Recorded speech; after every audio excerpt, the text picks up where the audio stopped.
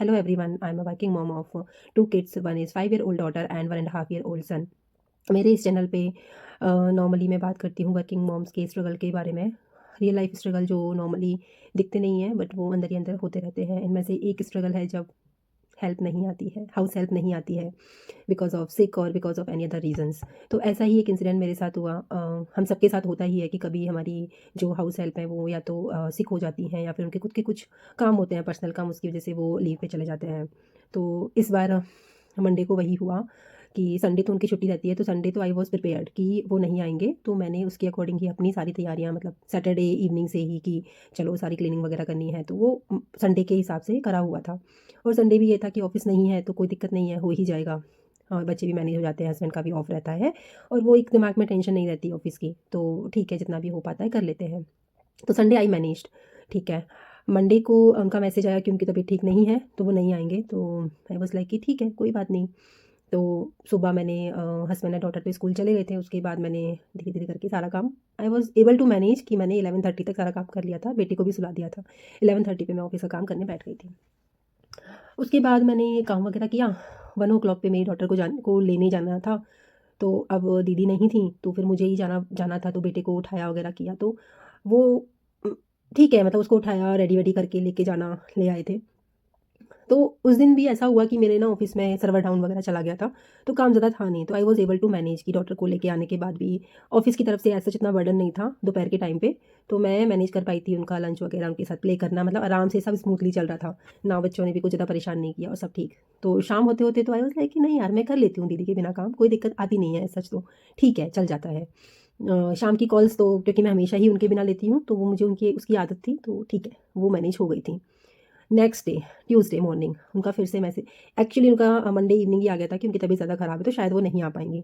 तो पर हुआ ये था मंडे इवनिंग में, रात में जब बच्चों को सुला रही थी तो उनको सुलाते सुलाते मुझे ही नींद आ गई, और जो थोड़ा बहुत हम क्लीनिंग वगैरह कर देते हैं, हाँ जैसे किचन वगैरह की बर्तन वगैरह क्लीन कर दिए, वो सारी चीज़ें मैं नहीं कर पाई थी। तो जब सुबह उठी ट्यूसडे मॉर्निंग, तो पहले तो मैं ऑलरेडी 15 मिनट्स लेट से उठी थी, तो वो रश वाला तो सुबह ही वो माहौल हो गया था जिसमें मतलब डॉटर को जगा रहे हैं तो वो नहीं जग रही है and these kind of thing.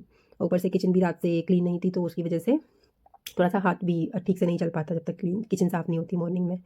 तो उसकी वजह से ठीक है वो चले गए 8:30 तक, 9 o'clock तक डॉटर एंड हस्बैंड दोनों चले गए थे। उसके बाद मेरा बेटा उस दिन गॉड नोज़ उसको क्या हुआ, वो इतना क्रैंकी था, उसने मुझे कुछ भी काम नहीं करने दिया, पूरी किचन यूँ ही पड़ी रही, क्योंकि सुबह का खाना वाना बनाते हैं, लंच वगैरह पैक करते हैं, उसके बाद एक बार तो किचन सारी गड़बड़ हो ही जाती है।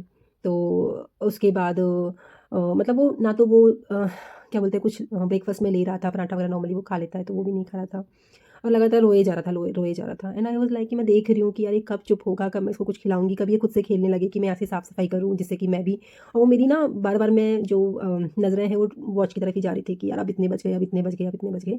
तो दिमाग में वो टेंशन बढ़ते जा रही थी कि कब ये अब सोएगा फाइनली, मतलब फिर ये हो जाता है कि या तो ये सो जाए जिससे कि मैं अपना काम कर सकूँ, घर का भी और उसके बाद फिर ऑफ़िस का भी। तो 10 साढ़े 10 तो मुझे ऐसे ही बज गए और मेरा कुछ भी काम नहीं हो पा रहा था। फिर उसके बाद वो रो रो के 11 साढ़े 11 के आसपास सोया। वो सोया मतलब नहला-धुला के सुला दिया था, और उसके बाद मैंने पहले तो पूरा घर क्लीन किया, क्योंकि वो जब तक घर साफ़ नहीं होगा बच्चों के साथ तो आप कुछ कर भी नहीं पाते हो।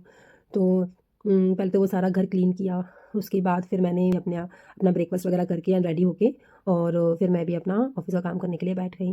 और जब मैं देखा कि जब मैं बैठी थी तो उस टाइम ऑलमोस्ट 12:30 1 बजने वाले थे और वो मेरी डॉक्टर के आने का टाइम था। तो बेसिकली मैं कुछ ऐसा कुछ काम कर नहीं पाई थी। तो दिमाग में वो भी एक टेंशन थी। लेकिन जब मैंने 12:30 के आस-पास जब लैपटॉप ओपन करके देखा था, तो मैंने देखा था कि मेरे बहुत सारे मतलब ऐसे ईमेल्स आए हुए थे जिसमें मुझे मतलब प्रॉम्प्टली एक्शन लेना था कि कुछ मुझे एनालिसिस वगैरह आज ही करके शाम की कॉल्स में बतानी थी। तो फिर डॉक्टर को लेने गए। डॉक्टर को लेके आने के बाद उनका लंच वगैरह, क्योंकि बना नहीं था सुबह से ठीक से, मतलब सब्ज़ी वगैरह तो बन गई थी बट रोटियाँ रह गई थी। तो वो सब बनाया करा, तो अब उसमें क्योंकि बेटे को मैंने बीच में सुलाया ही तभी था 11:30 पौने, तो उसकी नींद भी पूरी नहीं हो पाई थी। उसकी वजह से उसको मैंने जल्दी ज़बरदस्ती उठाया क्योंकि मुझे लेने जाना था डॉक्टर को, तो वो भी क्रैंकी हो गया था।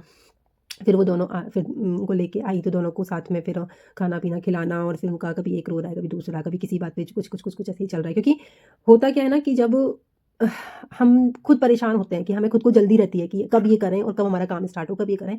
तो हम रेस्टलेस हो जाते हैं, मतलब अगर बच्चा छोटी-सी भी ज़िद कर रहा है तो हम उसे टाइम नहीं देते, हमारा वो रिएक्शन निकल आता है। तो वो मैं उससे बचने की कोशिश कर रही थी क्योंकि मुझे पता था कि अगर रिएक्शन निकला तो वो बहुत लंबा जाता है।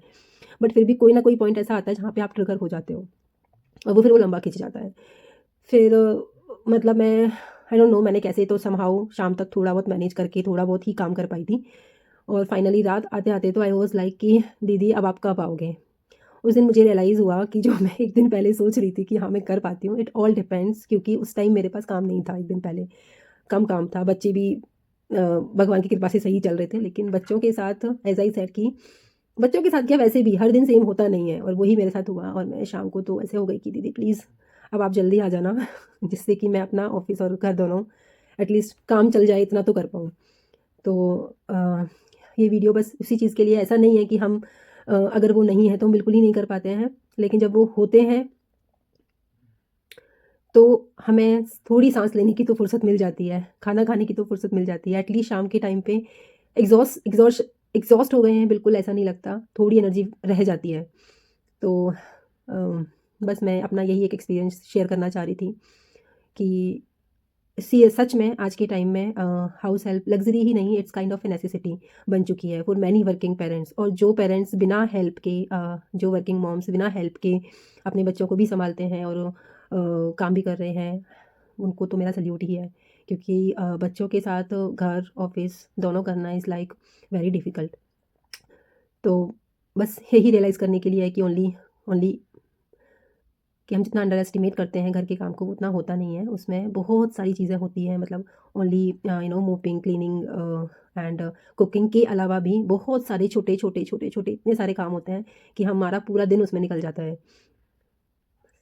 आप कैसे मैनेज करते हैं जब आपकी हाउस हेल्प नहीं आती हैं? प्लीज़ मुझे कमेंट सेक्शन में ज़रूर बताइएगा। Thank you so much.